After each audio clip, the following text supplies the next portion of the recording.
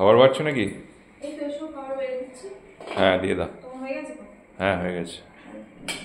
ওই মাত্র পুজো দিয়ে এলো, গরম গরম খাবার বেড়ে দিচ্ছি। গরম ভাত। গরম ভাত, গরম গরম ভাত এই মাত্র হলো, কিন্তু একদম গরম। দেখি তো বোঝা যাচ্ছে ধোঁয়া উঠছে। গরম গরম ভাত একটু সাজিয়ে গুছিয়ে দিই ভাতটাকে সুন্দর করে।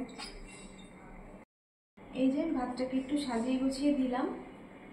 আর এখানে রান্না, কালকে যে মূলো শাক বানিয়েছিল মা, সেই মূলো শাকটা তো আছে। শাক একদিন রান্না করলে দুদিন হয়ে যায়, তো দিয়ে দিলাম একটু ওর মতো তুলে গরম করলাম। আর আমাদেরটা আছে, আমাদের দুপুরবেলা খাওয়ার সময় গরম করে নেব।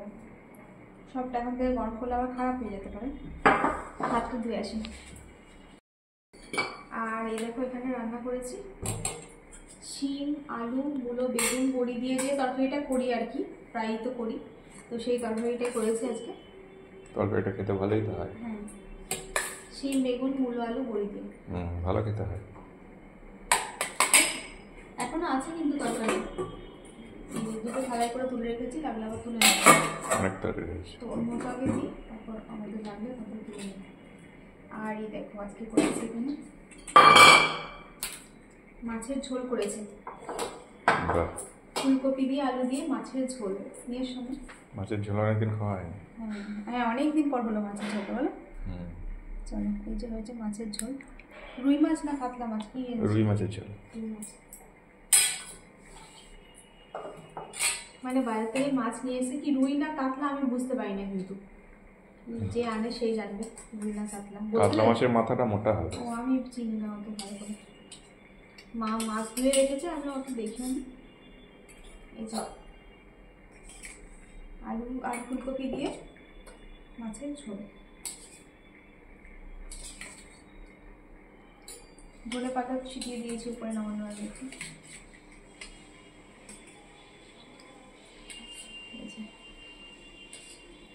ভালো লাগে, ভালো গরম গরম এরকম মাছের ঝোল দিয়ে কিন্তু ভাত খাওয়া হয়ে যায়।